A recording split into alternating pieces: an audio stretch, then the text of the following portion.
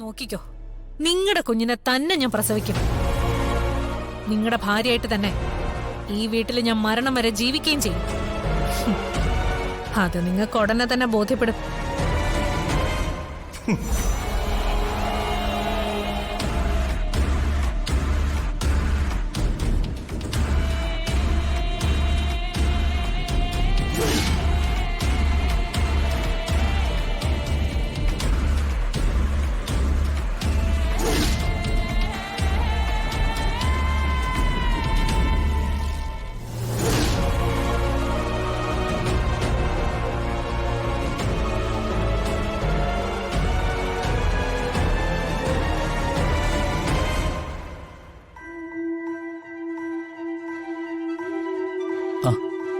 താൻ പോയിട്ടെന്തായി?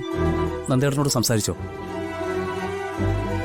ഇനി അത് സംസാരിക്കാൻ പറ്റുമെന്ന് തോന്നുന്നില്ല സച്ചേട്ടാ. അതെന്താ? അവര് തമ്മില് ഡിവോഴ്സ് ആവാൻ പോവാ. ഡിവോഴ്സോ?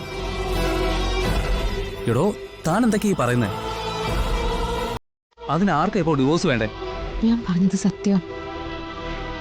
ഡിവോഴ്സ് വേണ്ടത് നന്ദേട്ടനാ.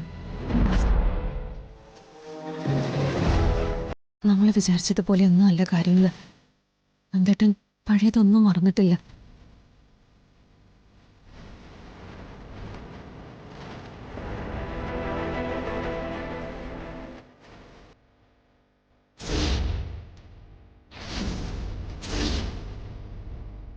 നിങ്ങളുടെ കുഞ്ഞിനെ തന്നെ ഞാൻ പ്രസവിക്കും.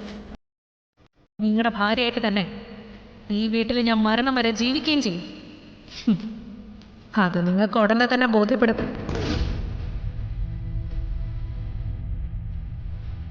നന്ദേട്ടനെ ഒട്ടും തെറ്റു പറയാൻ പറ്റില്ല.